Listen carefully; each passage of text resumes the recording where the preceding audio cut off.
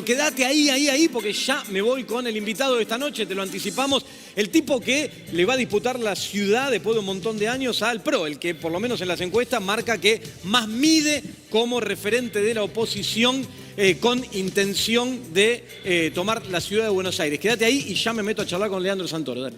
Bueno, acá estamos entonces con el Leandro Santoro. Buenas noches, ¿cómo andás, Leandro? Bien, muchas gracias. Che, me escuchabas recién comentar sobre el libro de Macri, habrás visto la presentación. ¿Qué te deja esto del primer tiempo, de que no haya mea culpa? Yo no lo tomaría para la burla el libro. ¿No? ¿Qué te parece? No leí, pero más allá del contenido, no lo leí. Es un hecho político. Lo vas a leer, yo te conozco, vos lees mucho y lo vas a leer. Lo voy a leer, pero digamos, el hecho político es convocar a toda la oposición, reafirmar un liderazgo, definir consigna. Yo no creo que Macri sea un político retirado, creo que es un político que está tratando de tomar la iniciativa política a 3 meses y medio del cierre de listas de las legislativas de este año. Me parece que hay que leerlo en esa clave y el título Primer Tiempo habla de la vocación de pelear un segundo tiempo, así que yo creo que en definitiva es el relanzamiento de Macri en la política. Pero ¿no crees que está muy... Porque digo, a ver, los malos resultados que tuvo el gobierno de Macri, y por lo cual además perdió las elecciones, son objetivos, ¿no? Sí. Uno mira los indicadores oficiales, no es una lectura que uno haga. Digo, ¿no crees que está muy presente eso o que el impacto de la pandemia y lo que estamos sufriendo hace ya un año a partir de eso puede incluso hasta borrarlo, distorsionar un poco ese recuerdo? Bueno, a ver, creo que hay un voto ideológico muy fuerte. El antiperonismo en la Argentina expresa por lo menos un 35, un 40%.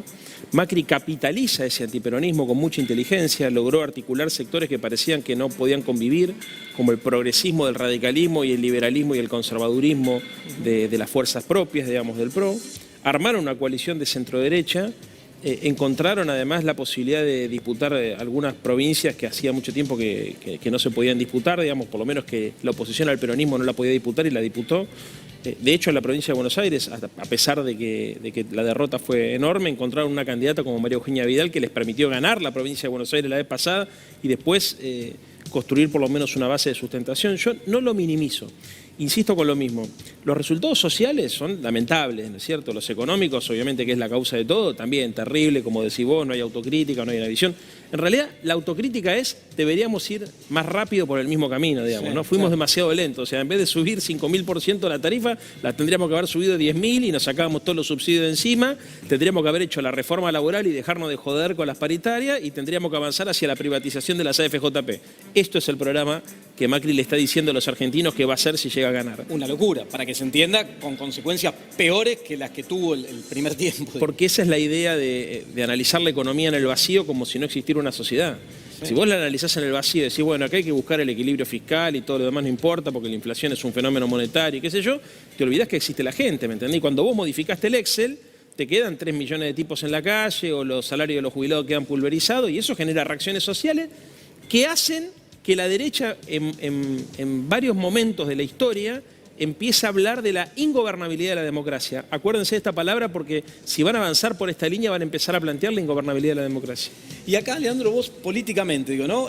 Macri, porque aparece un sector mucho más radicalizado, ¿no? En un ala mucho más extrema de la derecha, representado por algunos personajes más al margen, como pueden ser Esper, Milei, etcétera, pero con Patricia Bullrich muy vinculado con ellos, que es parte del gobierno de Cambiemos, ¿no? Sí. Y de ese espacio político. ¿Cómo ves a Macri jugando ahí? O sea, logrando captar todo eso, esa ultra extrema derecha, junto con una cantidad más moderada y todo el antiperonismo, rompiendo con eso. ¿Cómo? Yo creo que el sector más leal a Macri dentro de Juntos por el Cambio está radicalizando su discurso, con la intención de evitar la fuga por derecha, que le genere Esper y Milei, por un lado. Por otro lado, no creo que haya posibilidad de articular todo el espacio ese con Esper y Milei adentro porque son antiprogresistas y hay algunos sectores del radicalismo que por lo menos se autodenominan progresistas. Después habrá que ver qué significa eso, pero digamos, eso es un primer inconveniente.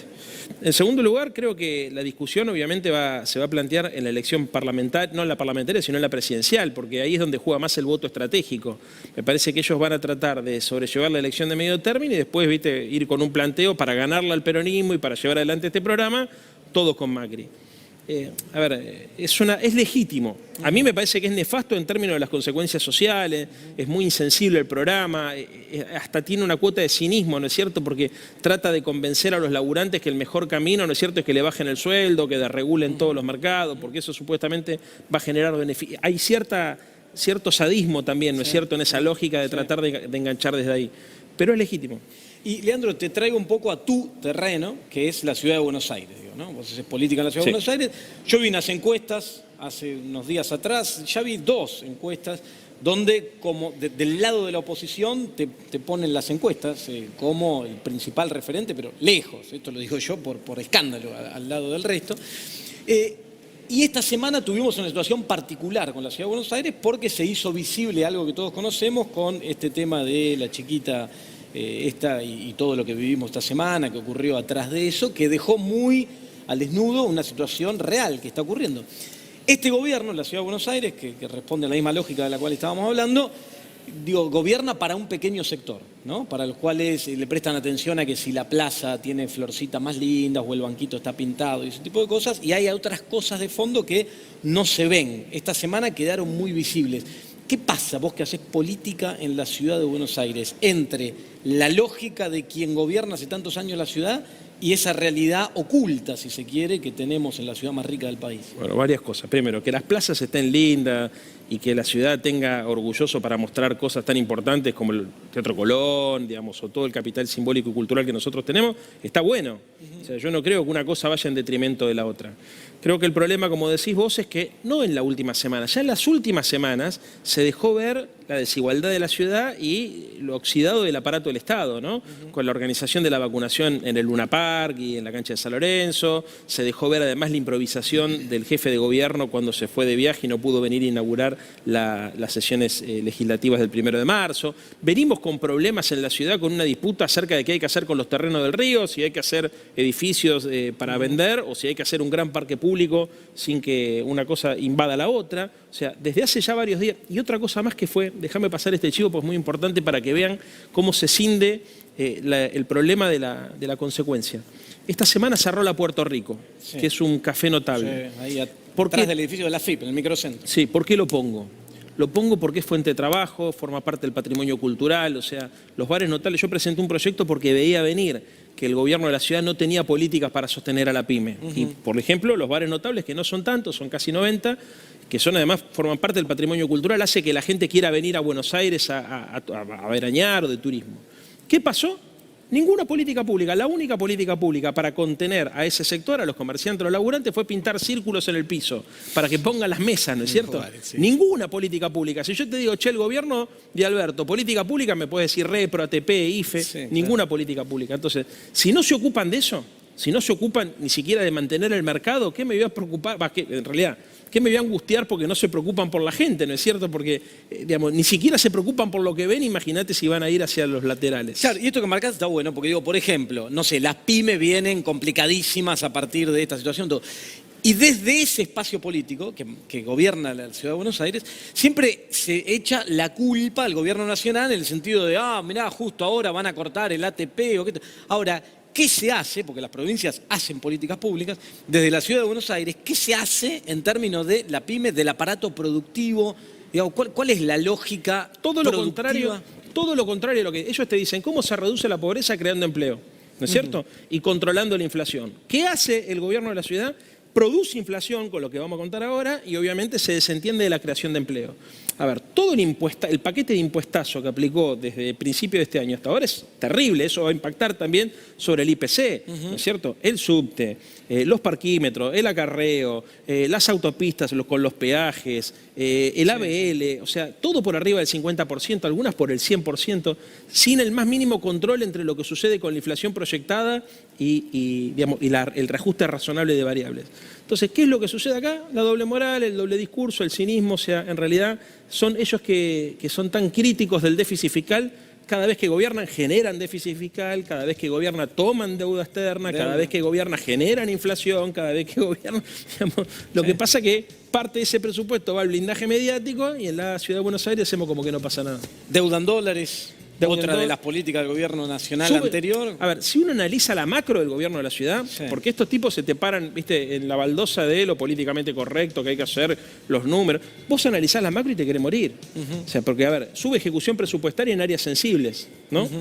Enorme. Salud y educación, te digo, sube ejecución presupuestaria. Digamos, una mirada fiscalista en términos de lo que es la recaudación fiscal, o sea, pensando solamente en cómo juntar más guita. Le pusieron un impuesto de 1,2% al consumo de tarjeta de crédito. Y además, digo, atrás de eso, ¿qué hay? Desidia, digo, porque, a ver, es la ciudad más rica de la Argentina, recauda como ninguna otra por la población que tiene. Pasó lo que todos vimos que pasó en el Luna Park. La vacunación en la provincia de Buenos Aires, me consta, recorrí algunos lugares, vi todo muy ordenado. ¿Por qué pasa eso? Digo, a nadie le importa, porque aparte, si quisieran, tiene gestión. Cuando quieren hacer algo porque tienen interés, lo hacen bien. ¿Por qué le fallan esas cosas? ¿No les interesa? No, a ver, una mezcla de cosas. Primero, una falta de sensibilidad. Segundo, una falta de planificación. Y tercero, una falta de coraje. O sea, el gobierno de la ciudad no ha tomado las medidas que se tienen que tomar para modificar el aparato del Estado para ponerlo al servicio de las porteñas y de los porteños. O sea, vos recién hablabas de lo de la línea M, ¿no es cierto? A ver, uno aspira a que el Estado de la ciudad sea un verdadero estado de bienestar, porque tiene herramientas como para poder estar presente. Yo no quiero caer exclusivamente en la responsabilidad de esto sobre Larreta, porque sería injusto, porque la verdad que la familia estaba de un lado de la General Paz, podría haber estado del otro lado de la General Paz. El tema es, todos los gobiernos locales tienen redes de contención para laburar sobre las consecuencias de la pobreza y además laburan sobre las causas. Es impensado, por ejemplo, te pongo una provincia que gobierna la oposición, que el gobierno de Mendoza no tenga una política para las pymes en Mendoza. O sea, vos votás gobernador de acuerdo, ¿viste?, a cómo laburan, digamos, para generar empleo, para generar riqueza, para generar bienestar. En la ciudad de Buenos Aires se cinde, ¿viste? Decir, ¿de quién se ocupa de generar, no sé, quién se ocupa de generar trabajo, quién se ocupa de disminuir la pobreza? Solamente el gobierno nacional. Sin embargo, el gobierno de la ciudad abandona esa pelea a los efectos, básicamente, de dedicarse solamente a lo que se ve. Y es muy loco porque no se habla de eso, ¿no? Hay veces como que está la percepción de parte del público que hasta que no tuviera nada que ver el gobierno de la ciudad con eso, cuando sí que tiene, es un gobierno. A ver, Larreta es un gobernador, no es un intendente. Claro. O sea, esta es la ciudad autónoma de Buenos Aires, yo no soy concejal, soy diputado de la ciudad. O sea, tenemos un presupuesto que es el segundo más grande después del de la provincia de Buenos Aires. Te podría dar todos los indicadores, Dan, muy favorables para la ciudad de Buenos Aires como para que asuma las responsabilidades que debería asumir. Desertó de esta responsabilidad. Entonces, a ver, creo que ellos lograron de alguna manera escindir la percepción de la sociedad de su responsabilidad política concreta. Porque en Buenos Aires y en la ciudad fundamentalmente, la frontera entre lo nacional, lo federal, lo provincial, lo local está muy difusa. Viste que hay una canción de León Gieco que dice que cuando un porteño o una porteña, digamos, le pasa algo en la ciudad, pide por el presidente rápido, ¿no? Forma parte de nuestra idiosincrasia y yo creo que es algo para corregir, porque la única forma de generar empleo, de generar innovación, de generar riqueza, hoy en el mundo, las construcciones, el desarrollo, las construcciones de la planificación estratégica, de las economías mixtas de ciudad a ciudad. Son las ciudades las que, las que piensan cómo hacer, por ejemplo, para agregar valor, cómo piensan para ubicar sus productos o sus servicios en el mundo. Todo eso en la ciudad de Buenos Aires brilla por su ausencia. No solamente no hacen nada o hacen muy poco, sino que lo más loco de todo es que nadie les exige, pelado. Claro, eso. Nadie les exige, che, a ver, ¿qué hacen ustedes para ayudar a las pymes? Contame, porque me vas a decir que la política de distrito es una política que generó empleo. ¿Cuántos empleos generaron? Bueno, no forma parte de la discusión. Leandro, te hago un par cortitas para terminar. Una, ¿creés que Macri tiene alguna chance de segundo tiempo a partir de esto? La Argentina puede pasar cualquier cosa, pelado. Sí. A ver, yo creo que sí, que tiene. Que tiene de pelearla, digamos, ¿no? O sea, que tiene de ganar la interna y adentro. Me parece que es el líder de Juntos por el Cambio. Creo que el recuerdo es tan malo, digamos, y yo estoy seguro que además cuando la pandemia, digamos, empiece a llegar a su fin, digamos, la reactivación económica, ya este año se va a sentir la reactivación, pero estoy seguro que cuando le encontremos la vuelta a la pandemia, la humanidad, la economía mundial va a volver a crecer, el comercio mundial va a volver a crecer y se va a poder medir las cosas en su justo término. Pero creo que hay muchos factores de poder que están trabajando para tratar de borrar los rastros del crimen político de Macri y están tratando de maquillarlo un poquito como para ponerlo de vuelta en la cancha. ¿Por qué? Porque es el único líder de la derecha que muestra vocación de poder. O sea, y esto es lo que yo creo que nosotros tenemos que anotar, digamos. El tipo tiene vocación de poder. A mí no tengo nada que ver con ese proyecto de país, pero lo estoy viendo que construye, que junta cuadros, que toma posición política. Entonces no hay que tomarlo en sorna. Y para cerrar voy a vos. arranqué contando lo que dan las encuestas, cómo te están ubicando, vos las habrás visto también, las mismas que vi yo y que salieron publicadas. Este es un año electoral legislativo. Dentro de 2 años se le va a disputar nuevamente a el gobierno de Cambiemos, la Ciudad de Buenos Aires, después de tanto tiempo. Lo que vos proponés es un cambio más profundo, entiendo, lo has explicado varias veces, un cambio cultural sobre la Ciudad de Buenos Aires. ¿Estás dispuesto a dar la pelea a partir de lo que estás primero lo primero, o sea, yo voy a hacer y voy a ocupar el lugar que mis compañeros, dentro de los cuales obviamente en primer lugar están Alberto y Cristina, decidan que yo tengo que estar. Si tengo que ir a algún lugar, iré. Si me tengo que ir a mi casa, digamos, eso lo define la conducción estratégica en diálogo con el proyecto. Viendo las encuestas te lo van a pedir. Te digo. Esperemos, pero yo no creo en la autopostulación de los candidatos. No, ¿viste? claro. Yo quiero hacer tal cosa, sueño con gobernar. A mí no me gusta eso. Después sí creo que hay que construir un proyecto colectivo y hay que armar, como decías vos recién, digamos, una movida cultural para poder generar consenso alrededor de un paradigma alternativo al del PRO, y hay que armar un gran frente, inclusive más amplio que el Frente de Todos, para poder disputar la ciudad, porque hay sectores de las clases medias o de las clases medias altas que hoy nosotros no estamos pudiendo interpelar. Yo aspiro que en esta campaña lo podamos hacer, y no importa quién sea el candidato, desde nuestro espacio político vamos a tener que hacer una convocatoria mucho más amplia para construir una mayoría. Bueno, ojalá que sí. Me gusta la idea, el proyecto. Me gusta, me convenciste. Bueno, gracias, Leandro, por haber estado acá Llevo un voto esta noche. un voto para el proyecto. Gracias.